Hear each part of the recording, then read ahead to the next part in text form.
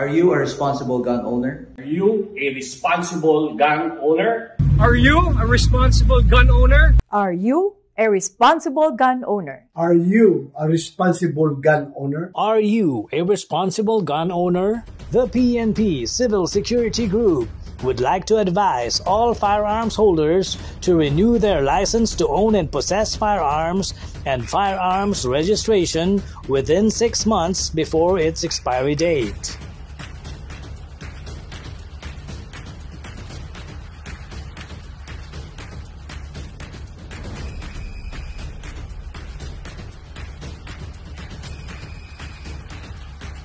Tumawag na at makipag-ugnayan.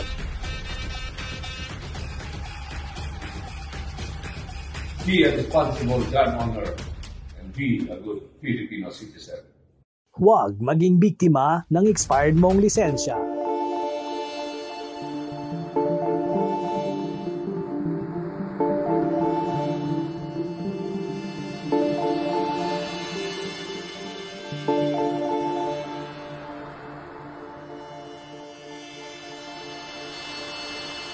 Ayan, andito po tayo ngayon sa second Batangas PMFC firing range dito sa Batangas po. Kasama yung mga kapatid natin sa Philippine National Police at mga kapatid sa One Gun Pilipinas, Batangas.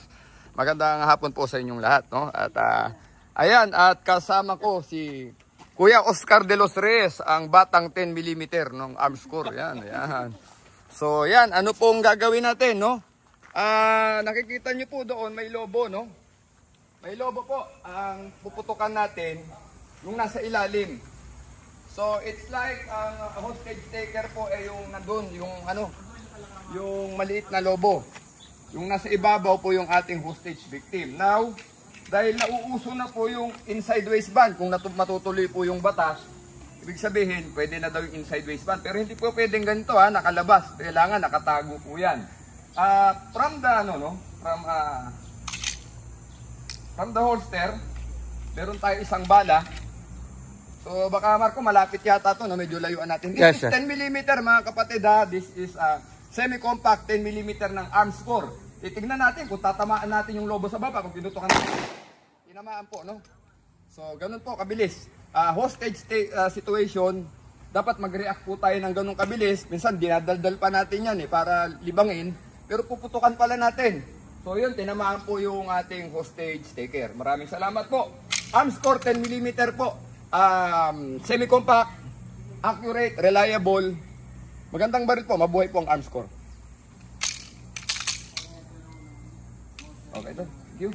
So again, kanina pinaputok natin ang Sir Alvin sa ulo. Maganda na ang kanyang zeroing, no? Pero this time medyo mahirap ito dahil ang confidence shooting po, ang babarilin niya itong lobo sa likod, ito po ay hindi niya dapat matamaan. So ito lang po ang target niya.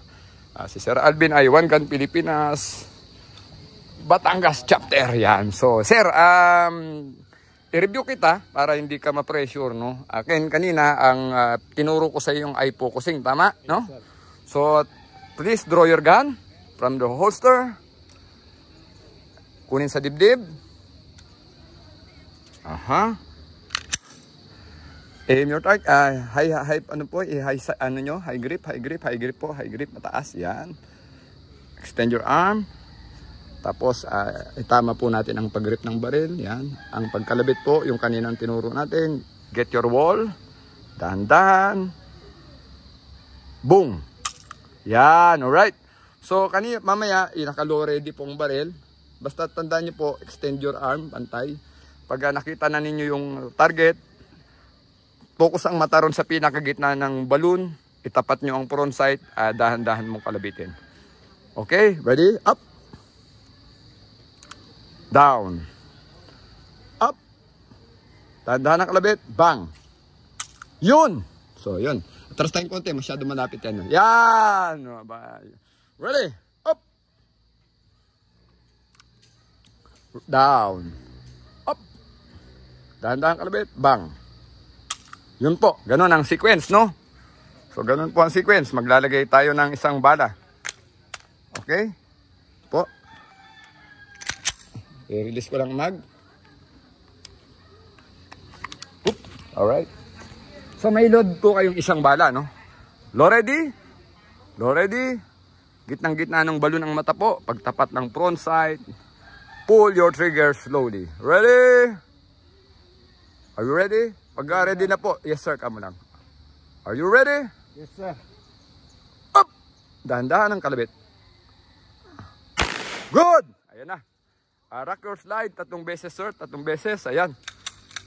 Kalabit. Holster. Yun. So Sir Alvin, pasado na, no? Tumama po mga kapatid. Congratulations. One Gun Pilipinas, Batangas. So yan, papuputukin natin si Sir Chef Joel Tondo. Ito po ang kanyang target. Ito po ang kanyang hostage victim. Hindi po niya dapat tamaan ito. Ito po ang target. Ito po, hindi po itong isa. Ito po ang hostage victim. Ito ang hostage taker. Ito po ang puputukan niya. So TH9 ni Sir Chef Joel Tondo ng One Gun Pilipinas, Batangas. Yan po ang ating chapter leader. One Gun yan. One Gun Pilipinas, Batangas chapter. Sir, I focus. Mata lang muna ron sa ating target do sa likod na balloon. We have to develop eye focusing, concentrate, and you have to build the confidence. Kaya po natin ginagawa ito for better shot placement. In case po na may mga ganitong close engagement, hindi tayo mag-hesitate putukan yung ating target dahil hindi tayo confident na baka tamaan natin yung hindi dapat tamaan. So, ready sir? Eye focus on your target, intended target, load and make ready. Load. Low ready position, sir. Low ready lang, low ready. Extend your arms. Focus your eyes on your target. Control your breathing. Are you ready? Ready. Standing by. Up. Good. Yun. You're finished. Unload and show clear. Remove magazine po. Ayan, Chef Joel Tondo, One Gun Pilipinas, Batangas chapter leader natin. So, as rock your slide, sir, pakirak pa ng slide, 3 beses. Pakirak ng slide, rock 3 beses. Holster. So, yan po, Chef Joel Tondo. Ayan, at we are sure na hindi si Chef Joel Tondo ay tatama. Just in case, no? Salamat po. So, ayan, ang babarin po ni Sir Marco Yualday ay nasa likod. Hindi po ito ang hostage victim. Ito po ang dapat niyang barilin. Kanina po, dinry-run na natin siya sa board, pero this time is lobo na po. It's like head ng suspect, head po ng ating hostage victim. So ito po ang target nasa likod, no? So Marco, yes, sir. Ang gamit po niya ay caliber 45 na Gearsan na 1911 compact, no? So again, ang ating instruction ay babarilin yung nasa likod ng board. Eye focusing again, pag nakita na ninyo yung target sa likod, okay, at you are confident to shoot, no? Pag sinabi kong up, mata na, wag nang aalisin ng mata sir ha. Yes, it's like you're focusing your eyes with your target.